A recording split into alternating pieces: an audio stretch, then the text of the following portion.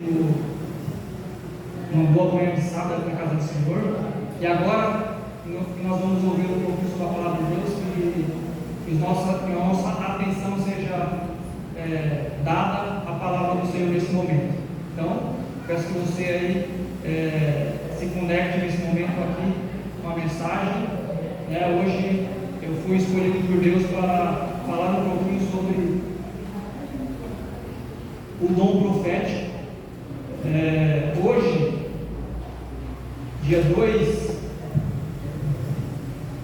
de novembro, todo dia 2 de novembro é comemorado o dia do ministério profético da Igreja Adventista.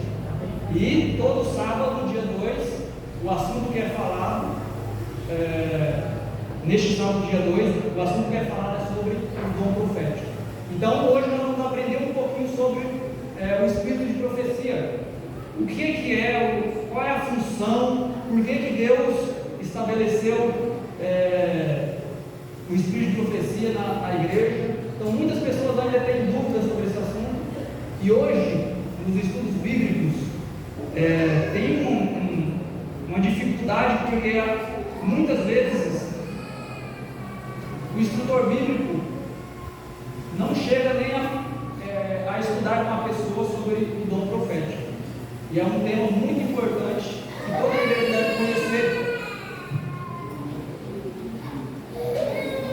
Então, como eu falei para vocês, o dom profético, o dia do espírito de profecia, tem como, olha só, tem como motivo celebrar o dom profético que foi dado por Deus a Ellen White.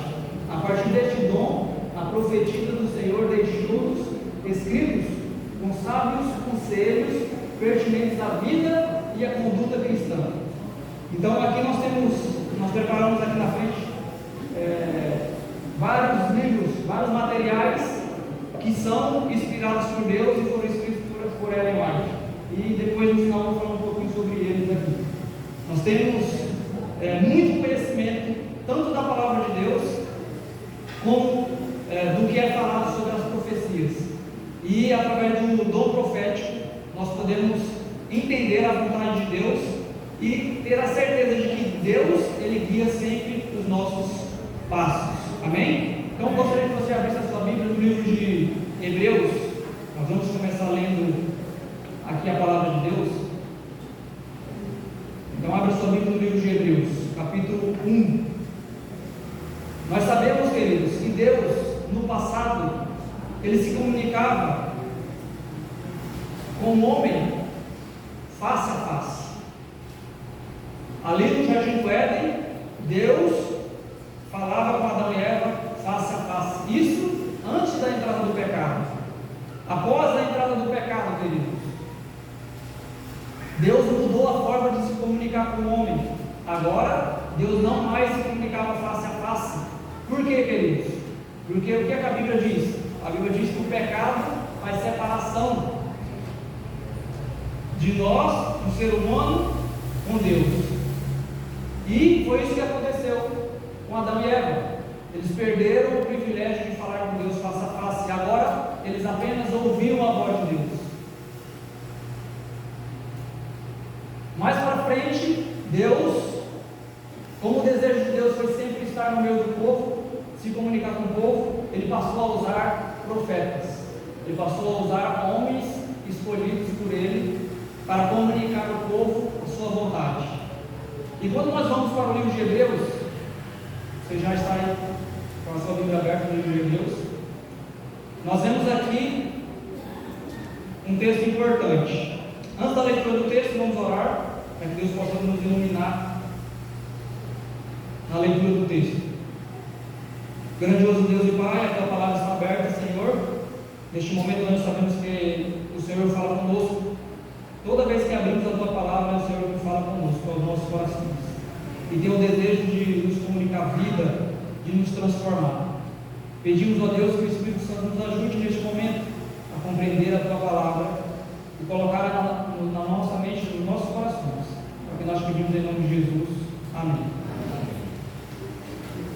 Muito bem, queridos. O livro de Hebreus, capítulo 1, a partir do verso 1, diz o seguinte: havendo Deus outrora falado muitas vezes e de muitas maneiras aos pais pelos profetas. Qual era a forma como Deus falava? Através dos profetas. Nestes últimos dias, nos falou pelo Filho, a quem constituiu o herdeiro de todas as coisas, pelo qual também fez o universo. Ele, que é o resplendor da glória e a expressão exata do seu ser, sustentando todas as coisas pela palavra do seu poder. Depois de ter feito a purificação dos pecados, assentou-se à direita da majestade nas alturas. Amém? Aqui está o texto bíblico que diz a forma como Deus se revelava, como Deus se revela. Aqui diz que nos últimos dias, ou seja, nos dias de Jesus, nos dias em que o Messias viria, Deus se comunicou com o ser humano através do seu Filho. É por isso que Jesus disse assim: aquele que vê o Filho, vê o Pai que o enviou. Então, quando nós olhamos para Jesus, vemos o seu ministério, o seu trabalho, o seu sacrifício, nós estamos vendo o próprio Deus. Ninguém jamais viu a face de Deus além de Adão e Eva, além do período em que havia perfeição na terra, antes do pecado. Mas Deus se revelou, Deus habitou com o ser humano através de Jesus, e Ele vai habitar com o ser humano para todo o sempre, quando Jesus voltar. Não é verdade? Todos nós teremos a oportunidade de conhecer a Deus face a face. Meu filho Vinícius algumas vezes me perguntou, já me indagou sobre Deus, sobre a existência de Deus. E sempre quando alguém indagar sobre a existência de Deus, nós temos que transportar a mente dessa pessoa para Jesus, porque através de Jesus toda pessoa vai entender, vai ver quem é Deus. Amém? Aqui diz que nos últimos dias Deus falou através de um profeta, e o maior dos profetas apresentado na Bíblia foi o próprio Jesus. Além de profeta, Jesus foi o Salvador da humanidade. Jesus é o nosso advogado. Jesus também é intercessor. Jesus é Rei. Jesus é tudo para nós. Deve ser tudo para nós, para a nossa vida.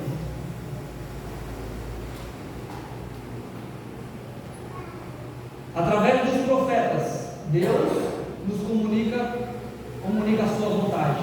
Mas como nós podemos identificar um profeta verdadeiro, queridos? Como nós conseguimos identificá-lo através da Bíblia? A Bíblia nos dá as direções para identificar um profeta verdadeiro. E existem 5 pontos principais para identificar se uma pessoa ela está falando realmente em nome de Deus ou não, ou se ela está falando da sua própria boca. Uma delas, queridos, está no livro de João capítulo 4, verso 1. 1 João capítulo 4, verso 1. Abra aí a sua Bíblia, 1 João capítulo 4, verso 1. Nós não vamos ler todos os textos, mas eu vou abrir em alguns textos em particular. 1 João capítulo 4, verso 1.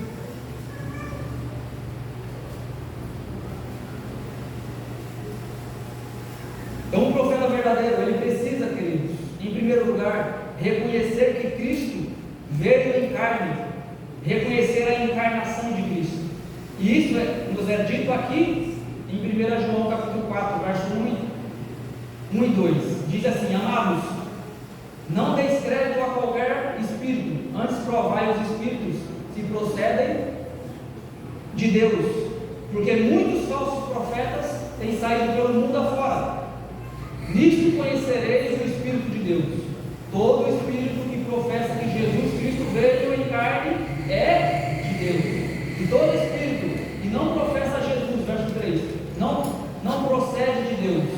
Pelo contrário, este é o espírito do anticristo, a respeito do qual tendes ouvido que vem e presentemente já está ele deixa aqui bem claro através desse texto que para reconhecer um profeta verdadeiro, a primeira característica de um profeta verdadeiro é se essa pessoa ela reconhece a encarnação de Cristo.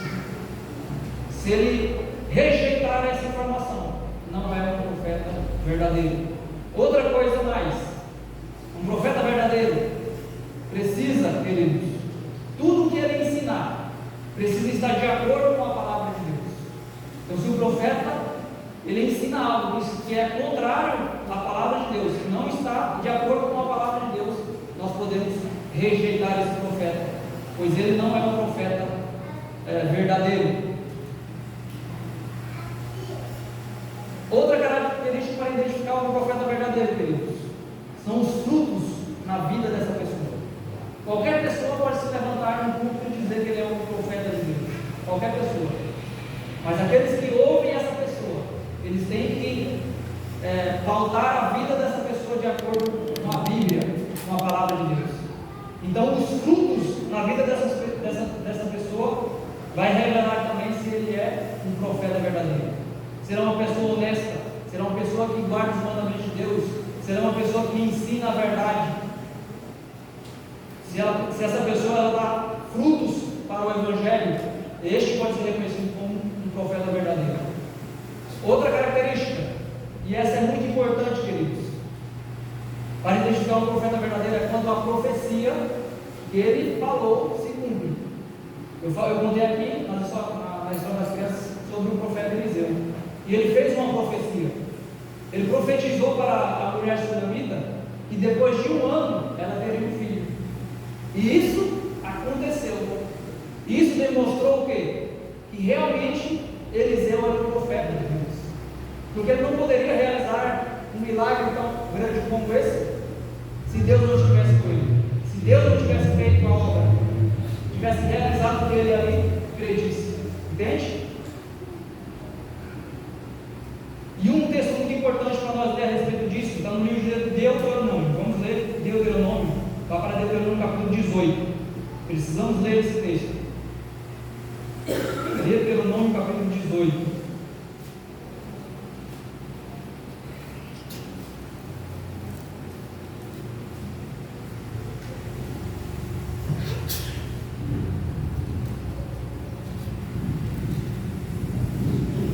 Capítulo 18, verso 18. O texto bíblico diz o seguinte: suscitarei um profeta do meio de seus irmãos, semelhante a ti, em cuja a boca porei as minhas palavras, e ele lhes falará tudo o que eu lhe ordenar. De todo aquele que não ouvir as minhas palavras que ele falar em meu nome, disso lhe pedirei contas. O verso 20: porém, o profeta que presumir de falar alguma palavra em meu nome, que eu não lhe mandei falar, ou que falar em nome de outros deuses, esse profeta será morto. Verso 22: sabe que quando esse profeta falar em nome do Senhor, e a palavra dele se não cumprir, nem suceder como profetizou, esta é palavra que o Senhor não disse.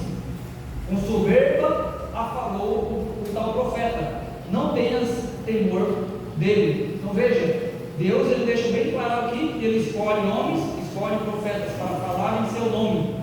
Mas no verso 22 ele deixa bem claro que quando alguém fala no nome do Senhor e aquela palavra não se cumpre, este é um falso profeta. E Jesus, no livro de Mateus capítulo 24, ele nos chamou a atenção para os discípulos e para nós hoje, que nos últimos dias surgiriam muitos falsos profetas. E essa profecia de Jesus, ela está se cumprindo hoje e ainda vai ter outros cumprimentos mais para frente, porque ainda muitos falsos profetas se levantarão. E o maior deles, queridos, é o próprio Satanás, que se levantará na terra antes da volta de Jesus, enganando as pessoas. Isso está predito na profecia do capítulo 13 de Apocalipse. E no capítulo 16, de Apocalipse também é dito que se levantarão falsos profetas. Então, aqui nós temos algumas características. Uma das mais importantes, queridos: um profeta de Deus, ele é fiel aos seus mandamentos. Essa é uma característica muito importante. Por que eu citei essas características aqui do profeta verdadeiro, queridos? Porque hoje eu vou falar um pouquinho sobre o ministério profético. E Ellen White, ela é reconhecida pelo seu ministério, que durou cerca de 70 anos. E durante esse período, muitas pessoas questionaram se ela era realmente usada por Deus ou não. Muitas pessoas criticaram e questionaram naquela época e questionam até hoje. Mas quando nós observamos a vida de Ellen White, nós vamos ver que todas essas características de um profeta verdadeiro que eu passei para você se cumpriu na vida dela. Se você tiver na sua casa, deixa eu ver se eu acho o livro aqui.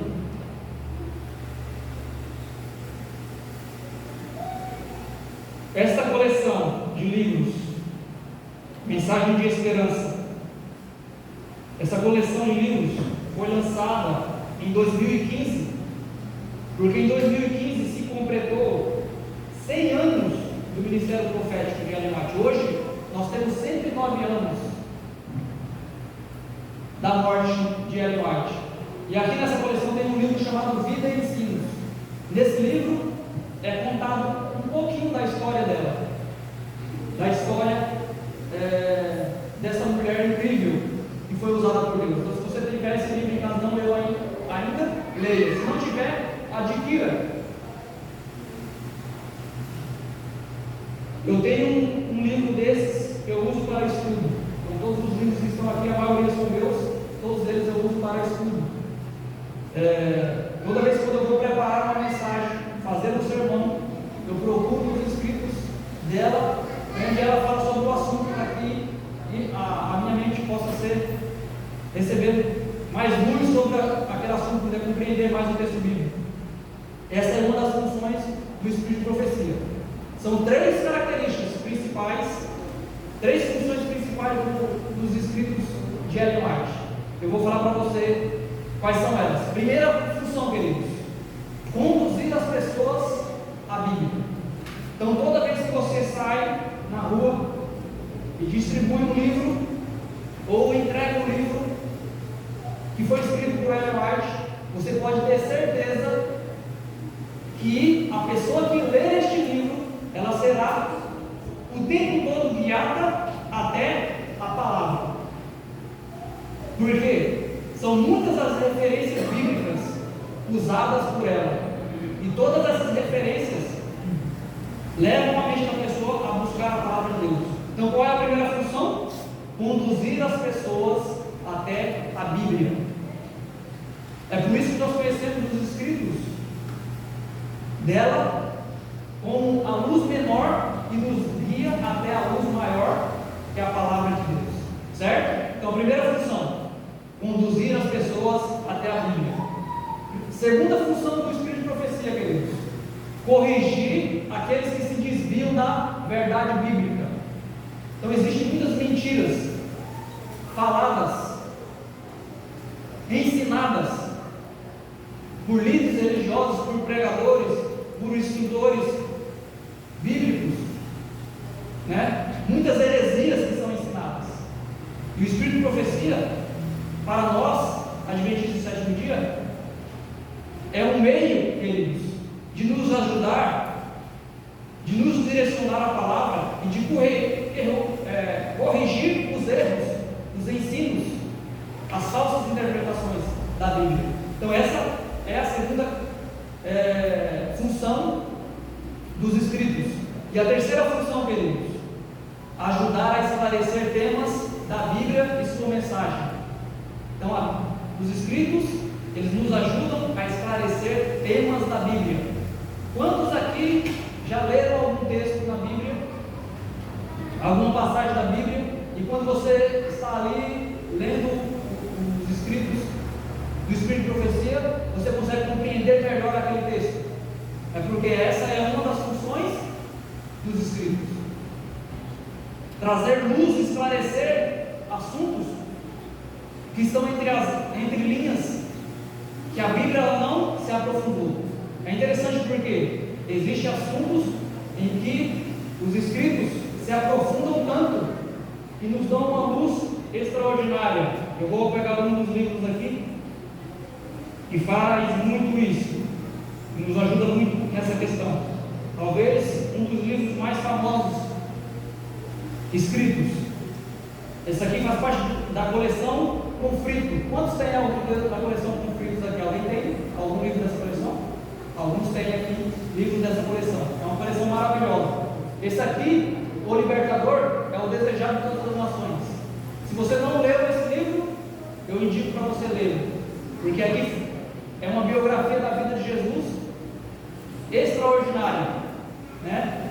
E aqui é feito muito essa questão de dar a compreensão do texto bíblico, de trazer luz sobre alguns textos que para nós muitas vezes nós não compreendemos bem. Então esse aqui é um livro maravilhoso, Desejando Todas as Nações. Todo adventista deveria ler esse livro.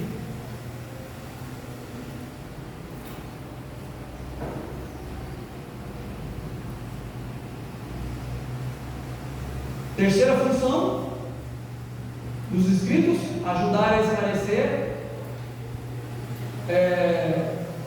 temas da palavra de Deus, assuntos da palavra de Deus. Queridos, a Igreja Adventista do Sétimo Dia é conhecida mundialmente por ensinar e pregar as profecias bíblicas, não é verdade? A igreja verdadeira, ela é reconhecida por suas duas principais bases. Quais são elas, queridos? Primeira, guardar os mandamentos de Deus. Isso é visto no nome da igreja, Igreja Adventista do Sétimo Dia. Aqui no nome da igreja é citado um dos mandamentos de Deus, o quarto mandamento. Além de pregar a volta de Jesus, nós somos chamados como povo a guardar os mandamentos de Deus. E a segunda característica é que a igreja, o povo de Deus nos últimos dias, teria o espírito de profecia. Isso está no livro de Apocalipse, capítulo 19, verso 10, né? Quais são as duas características? Guardar os mandamentos de Deus e ter o testemunho de Jesus, que foi manifestado através do dom profético de Ellen White. Apocalipse capítulo 12, verso 17, Apocalipse capítulo 19, verso 10. Esses dois textos fundamentam a mensagem adventista com relação ao dom profético. Na revista, deixa eu passar aqui. Na revista Adventista de 2015, essa revista ela foi escrita falando sobre o dom profético, e o tema principal era o fenômeno da inspiração. Eu me batizei em 2016 e por algum motivo essa revista foi entregue a mim, não lembro quem me entregou essa revista. Quando eu fui estudar, eu vi que contava a história da igreja e do ministério profético de Ellen White, e eu tenho essa revista até hoje.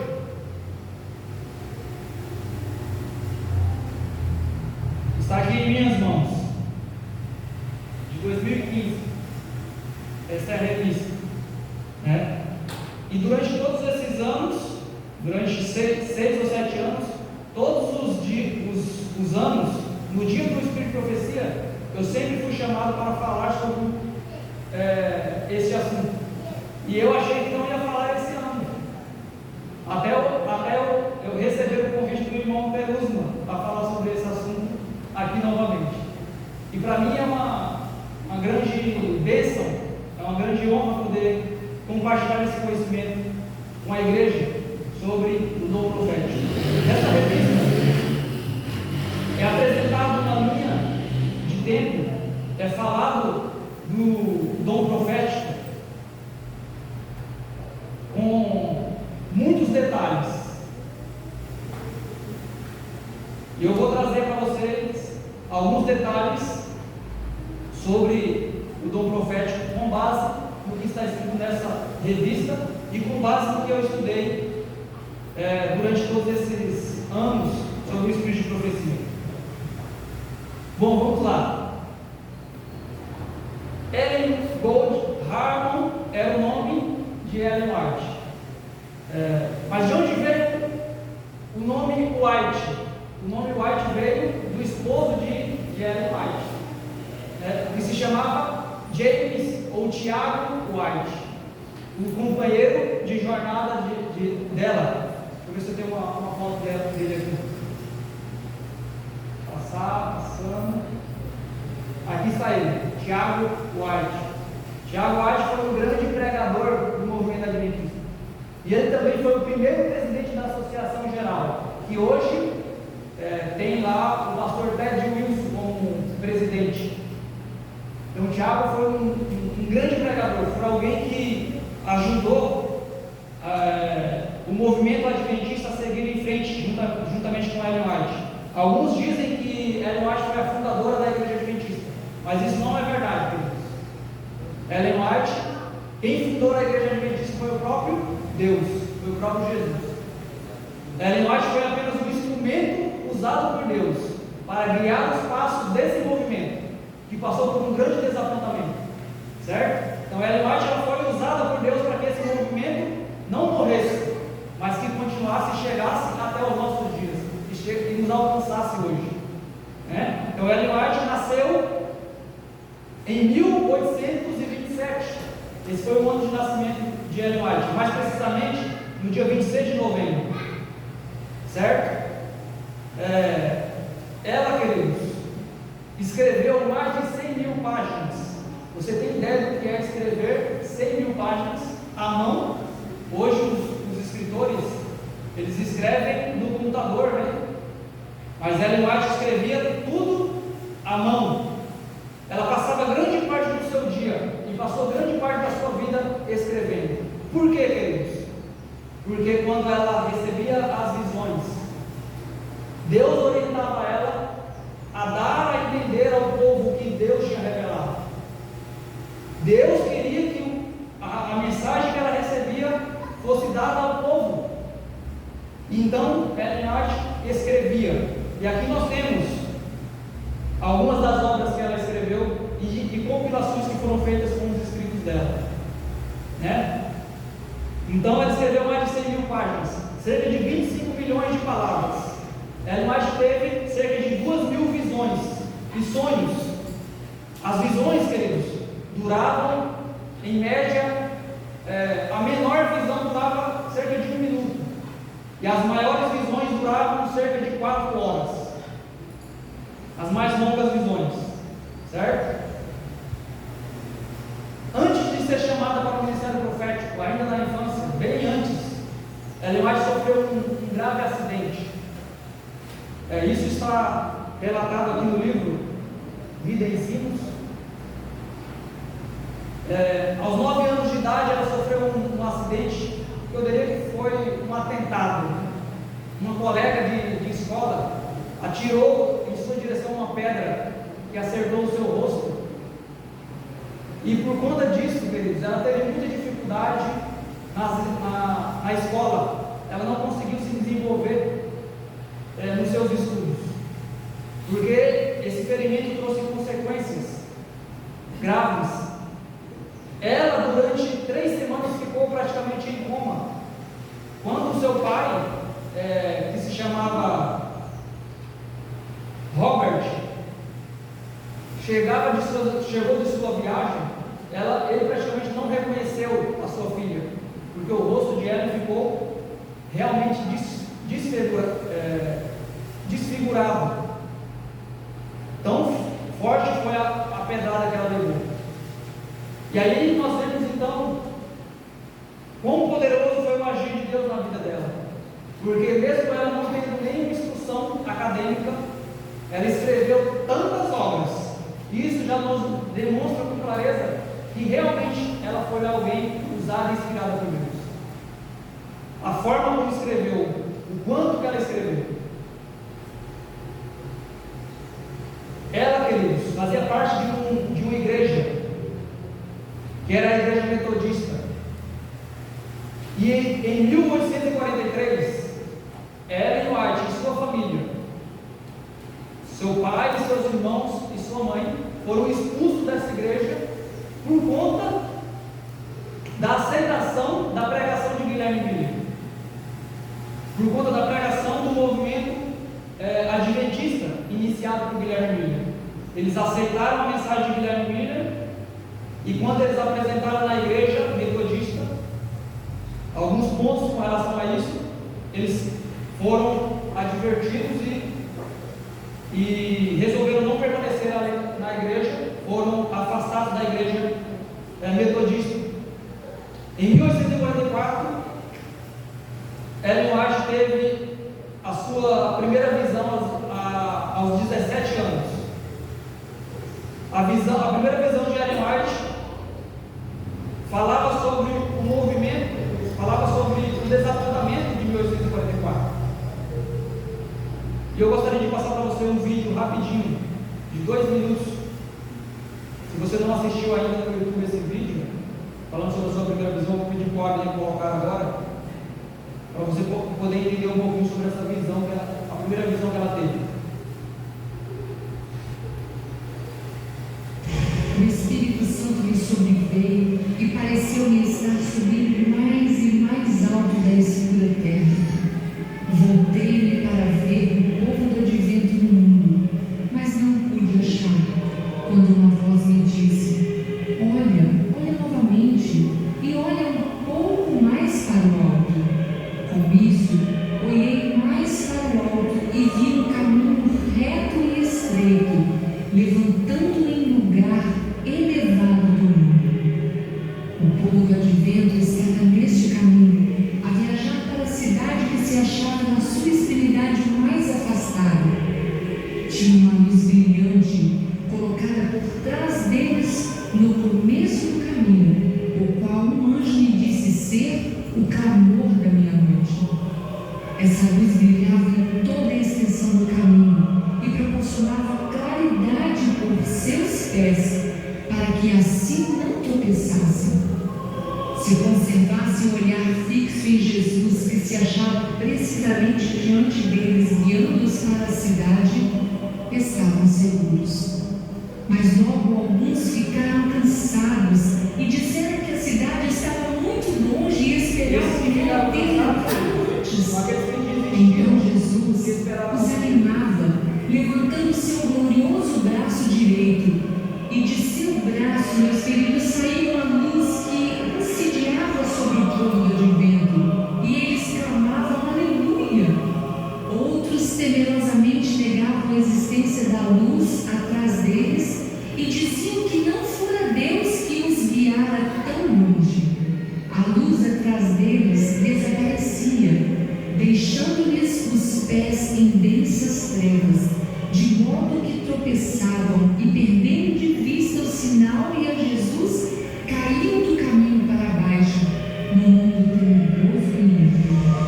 Depois que saí da visão, estava excessivamente perturbado. Dirigi-me ao Senhor em oração e roguei-lhe que pusesse a responsabilidade sobre outra pessoa. Parecia-me que não poderia suportar. Eu fiquei na presença do Senhor por longo tempo, e toda a luz que pude obter foi dar a conhecer aos outros o que tive.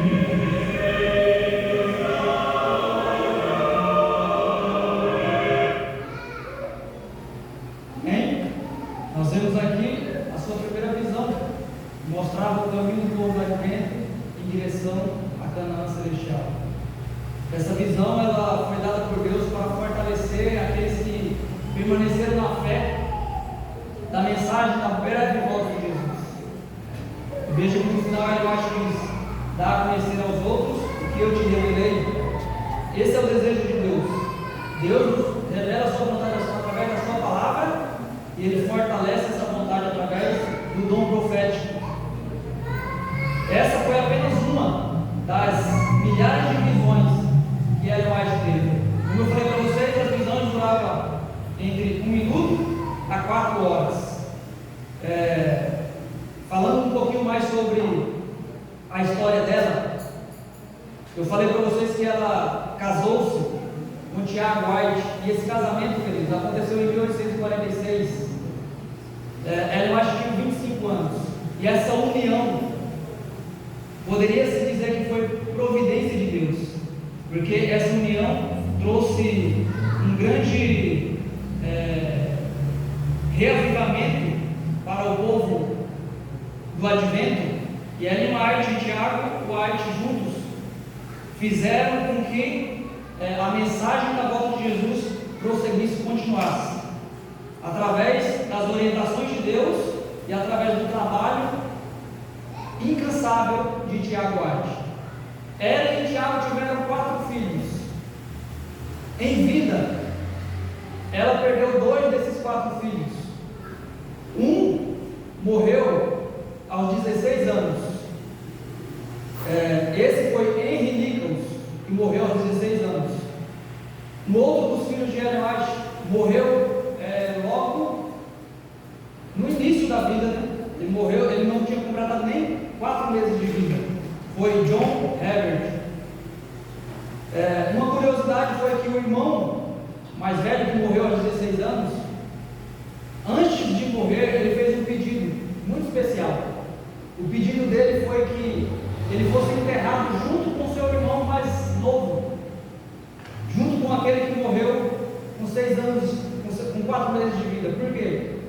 Porque no dia da ressurreição, eles queriam ressuscitar juntos. Ele disse que queria ressuscitar junto com seu irmão.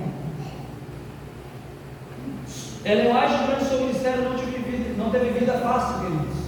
Muitas vezes ela precisou deixar os seus filhos, deixar a sua casa, deixar a sua família, para seguir a missão. Vocês viram no vídeo que ela orou a Deus para que passasse dela, para que escolhesse outra pessoa. Da mesma forma, muitos dos profetas que Deus chamou na Bíblia fizeram isso. Moisés, Jeremias, Gideão e alguns outros, ao receber o chamado de Deus, procuraram se esquivar. Ellen White também fez o mesmo, mas Deus disse que ela deveria seguir esse caminho, que ela deveria que ela seria o instrumento usado por Deus. Antes de ela ser chamada, Deus chamou homens. 2 homens foram chamados. Eu não marquei o nome dos 2 homens, mas 2 homens foram chamados e rejeitaram, queridos. Vou passar um pouquinho aqui. E nós temos a família de Ellen White, 2 filhos e o seu esposo. Mais algumas informações para a gente ir para o finalzinho da mensagem. Eu sei que vocês não vão conseguir gravar as informações todas. A gente sabe que em um sermão apenas 5% da informação é guardada na mente daqueles que ouvem, né? Mas eu espero que através dessas informações você possa entender que Deus sempre usou alguém para guiar o seu povo, e será assim até o fim, né? Será assim até a volta de Jesus. Deus não vai levantar outro profeta como Ellen White, porque hoje ele tem não um profeta, mas milhões de profetas espalhados no mundo inteiro, dentro do movimento adventista, dentro da sua igreja. E isso está profetizado por ela, queridos. Ela mesmo disse isso. Eu vou ler uma passagem aqui, onde ela fala sobre isso. Ela diz assim, a responsabilidade da minha obra é preparar um povo que subsista no dia do Senhor. Então veja, a obra, os escritos, eles têm como finalidade preparar um povo, preparar as pessoas, guiar as pessoas até a palavra e preparar as pessoas para ter um encontro com Cristo. E ela diz assim, seja ou não poupada a minha vida, meus escritos falarão sem cessar, e a sua obra irá avante enquanto o tempo durar. É por isso, queridos, que após 109 anos da morte de Ellen White, os seus escritos, eles ainda estão à disposição da humanidade, não só da igreja, mas de todas as pessoas. E hoje, no mundo, existem milhões de exemplares dos escritos de Ellen White espalhados em casas. Um dos livros de Ellen White mais vendidos em todo o mundo é este livro aqui, Caminho a Cristo, que fala sobre Jesus, sobre o seu sacrifício, né? Fala sobre detalhes muito importantes da vida cristã. Esse livro ele foi traduzido até 2015 para 165 línguas diferentes. Hoje acredito que esteja em mais línguas, traduzido em mais línguas. Mas este é o livro mais vendido em todo o mundo. E muitas pessoas receberam a Jesus como seu Salvador por meio da leitura dos escritos dela. E é sobre... Agora eu vou falar um pouquinho sobre as visões, 5 minutos falando um pouquinho sobre algumas das visões que Ellen White teve.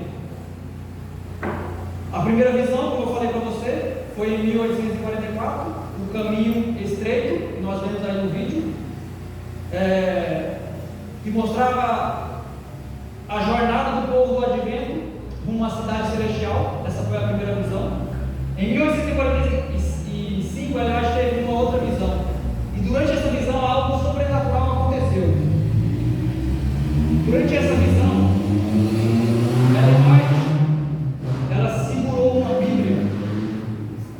Bíblia bem grande, não era tão grande quanto essa, mas era parecida, uma Bíblia bem grande, e essa Bíblia ela pesava cerca de 8 quilos, certo? E ela ficou com essa Bíblia levantada dessa forma durante toda a visão, durante mais ou menos 20 a 30 minutos, segurando essa Bíblia de 8 quilos. Isso nos mostra, aconteceu aqui um fenômeno sobrenatural, queridos, porque é muito difícil alguém conseguir ficar esse período de tempo segurando algo assim, se não for sustentada por um poder maior. Então, durante essa visão, Ellen White segurou essa Bíblia, e durante a visão, ela colocava o dedo na Bíblia e ela citava o texto bíblico. Tinha algumas pessoas ali que não acreditavam no dom profético no momento da visão, e nesse momento ela lia os textos bíblicos e explicava as passagens que falam sobre o dom profético. Então ela colocava o dedo sobre o texto e lia o texto e citava o texto, e quando a pessoa ia olhar, via que ela estava citando exatamente o texto que ela estava colocando o dedo ali em cima. Foi um momento marcante no ministério de Ellen White.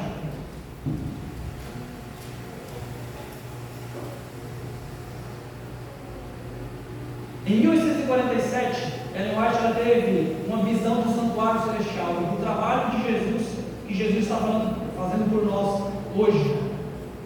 E através dessa visão que nós conhecemos hoje, a doutrina do juízo investigativo, que é uma doutrina particular da Igreja Adventista. Somente a Igreja Adventista ensina essa doutrina, e muitas outras denominações criticam essa mensagem, essa doutrina, porque dizem que foi a Ellen White que revelou e não a Bíblia. Mas quando nós vamos para a Bíblia, nós vemos que no livro, principalmente no livro de Hebreus, e existe fundamento para a doutrina do juízo investigativo, que Jesus está fazendo nesse exato momento, desde 1844, certo? E essa visão você pode encontrar neste livro, Primeiros Escritos. Neste livro é citada algumas das primeiras visões que Ellen White teve, e uma delas está a visão desse santuário, do santuário celestial, além da primeira visão dela, e outras também. No livro Primeiros Escritos é um dos livros que eu mais gosto.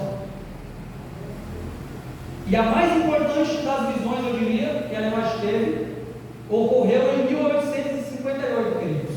Foi a visão do grande conflito. Através dessa visão, Deus revelou a Ellen White o conflito que existe entre o bem e o mal. E foi dessa visão que surgiu o livro O Grande Conflito. Certo? Que Ellen White se refere a ele como sendo o seu preferido.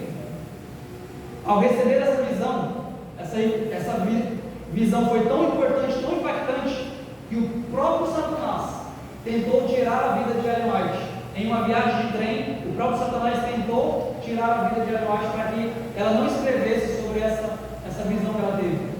Dessa grande visão surgiu uma série de livros, conhecido como a série Conflito, que eu tenho alguns deles aqui, que é essa coleção aqui, ó. O Desejado de Todas as Nações, O Grande Conflito, Profetas e Reis, Atos dos Apóstolos e Patriarcas e Profetas. Estes são os livros da série Conflito, que foram escritos com base nessa visão extraordinária que Ellen White teve em 1858. Em 1863, Ellen White teve a visão que mudaria muito a sua vida e a vida da comunidade adventista, que foi a visão sobre a reforma de saúde. Por isso que hoje nós temos na nossa igreja a mensagem de saúde. Através da visão que ela teve, Deus orientou o povo do advento a cuidar bem do seu corpo, cuidar bem da sua mente, através da reforma de saúde.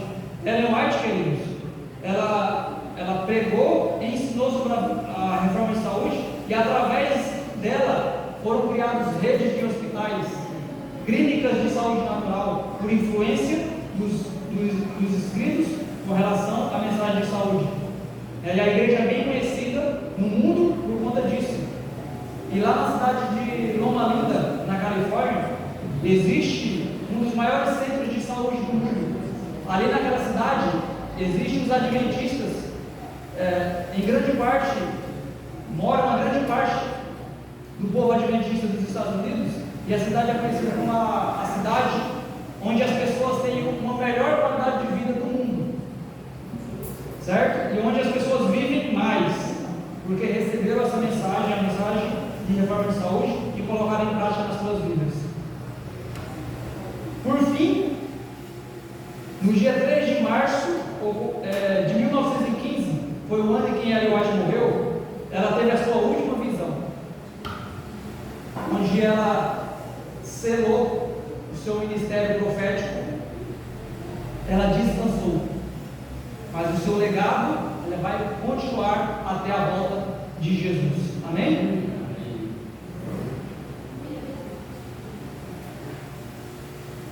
Tem um livro, eu esqueci o nome dele agora, o Vinícius estudou, nos Desbravadores, que citava detalhes deste momento em que Ellen White descansou, do momento da morte de Ellen White, que aconteceu em 1915. Eu não lembro o nome dele agora, mas o Vinícius estudou ele no livro do ano dos Desbravadores, e ali a autora do livro cita detalhes a respeito do funeral e desse momento da despedida de Ellen White. Agora eu vou falar um pouquinho para finalizar sobre a obra literária de Ellen White. Como eu falei para vocês, Ellen White teve mais de 2.000 visões, escreveu mais de 100.000 páginas, e nós temos aqui na frente algumas das principais obras literárias de Ellen White, que nos ajudam a entender a Bíblia e nos ensinam muitos aspectos da vontade de Deus para o seu povo. Então, quem nesta igreja ainda não teve contato com alguma literatura inspirada, eu sugiro que você obtenha um dos livros de Ellen White e leia, para você, por conta própria, entender o que eu estou falando aqui. Nós temos, como já mostrei para vocês aqui, alguns livros principais. Os mais conhecidos é O Grande Conflito, O Caminho a Cristo,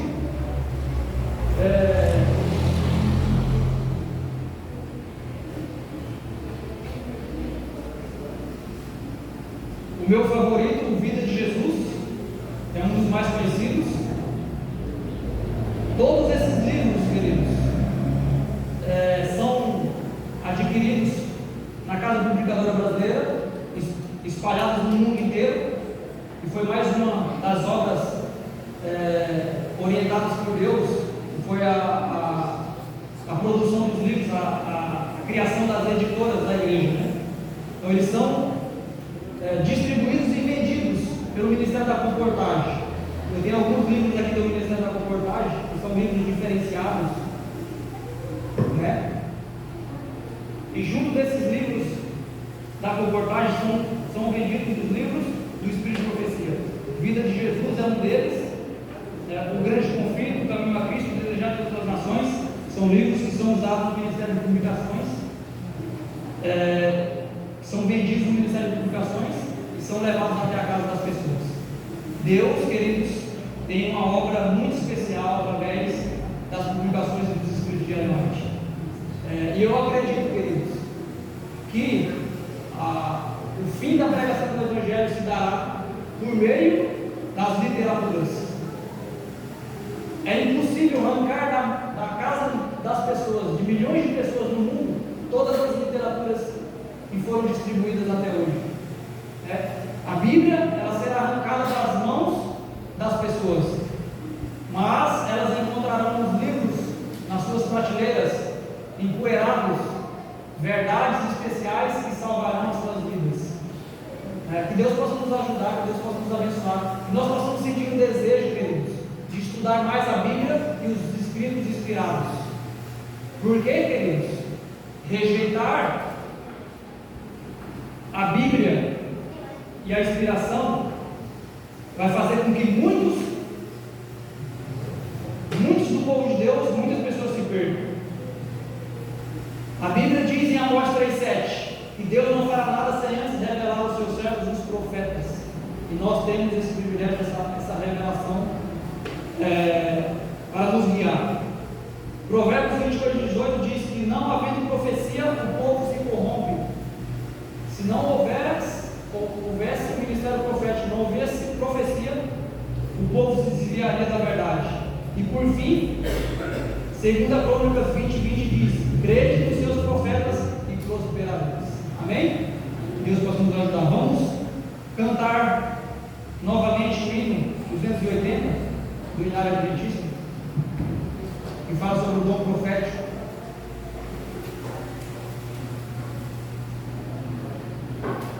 Peço que você se coloque de pé.